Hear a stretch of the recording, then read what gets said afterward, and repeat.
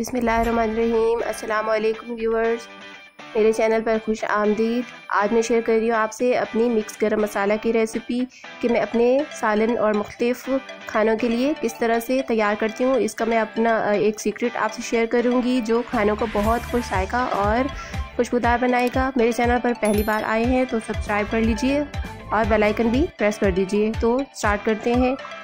यहाँ पर मैंने लिया है 1 खाने का चम्मच काला ज़ीरा, 1 खाने का चम्मच सफ़ेद ज़ीरा, 5 टुकड़े दालचीनी के और जावित्री मेरे पास ख़त्म हो रही थी तो ये मेरे पास छोटा सा पीस है। आप 2 छोटे टुकड़े जावित्री और बादियान का एक फूल भी इसमें मिक्स कर लें जब आप इसको तैयार करें। यहाँ पर है मेरे पास 1.5 खाने का चम्मच खुश्क धनिया, साबित धनिया, 1 खाने का चम्मच काली मिर्च, 3 तेज़पात,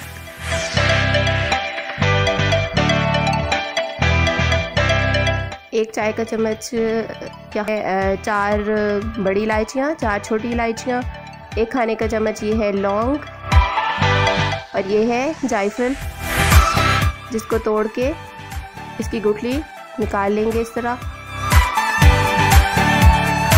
और जो मेरा सीक्रेट है जो मैं आपसे शेयर करूंगी वो ये है 1 चाय का चम्मच अचार गोश्त मसाला और कौरमा मसाला जो कि इस मिक्स गरम मसाला को बहुत ही अच्छा जायका देगा।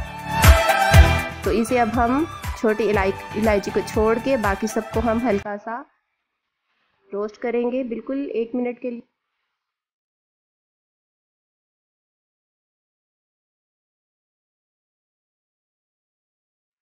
ये सब मसाले मिक्स कर दिए मैंने और इसे सिर्फ 1 मिनट के लिए ही रोस्ट करना है। जैसे ही हल्की सी खुशबू आए फ्लेम ऑफ कर देनी है। ये ख्याल रखना है कि जलने ना पाए। अगर थोड़ा सा भी ज़्यादा आपने इसको रोस्ट किया तो ये इतनी अच्छी खुशबू नहीं देगा और अच्छा टेस्ट नहीं आएगा। मसाले सब रोस्ट हो गए। इलायची मैंने इसलिए छोड़ दी थी कि अगर ये रोस्ट कर लेती तो इसकी खुशबू और जायका नहीं रहता, तो इसलिए इसको बाद में ऐड करना है। और अब मैंने इसमें ग्राइंड करने के बाद मैंने इसमें अचार गोश्त मसाला और कौरमा मसाला मिक्स करके अब मैं इसे एक बार फिर दोबारा ग्राइंड कर रही हूँ। तो ये अब मिक्स होके ग्राइंड हो चुका है। अगर आप इसे फ़ाइन पाउडर बनाना चाहते हैं तो आप इसे दोबारा भी मज़ीद ग्राइंड कर सकते हैं, लेकिन मैं इसे इतना ही रखती हूँ, बिल्कुल फ़ाइन पाउडर नहीं बनाती। तो ये बहुत ही ज़बरदस्त खुशबू और जायका देगा सालन में। आप इसे बनाइएगा और रमज़ान शरीफ के लिए बनाकर अभी से रख लीजिए। रमज़ान में इफ्तारी के तमाम खानों में ये आपके खानों की लज़्ज़त और जायका बढ़ाएगा। इसमें मैंने आपसे जो अपना शेयर किया है वो है अचार गोश्त मसाला और कौरमा मसाला। इससे ये जायका मसाले का बहुत ही अच्छा हो जाता है और खानों में बहुत अच्छी खुशबू और जायका आता है। रमज़ान शरीफ के लिए अभी से बना कर रख लीजिए।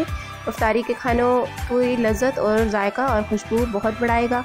अगर आपको मेरी ये रेसिपी मिक्स गरम मसाला की पसंद आए तो लाइक कीजिएगा, कमेंट में ज़रूर बताइएगा।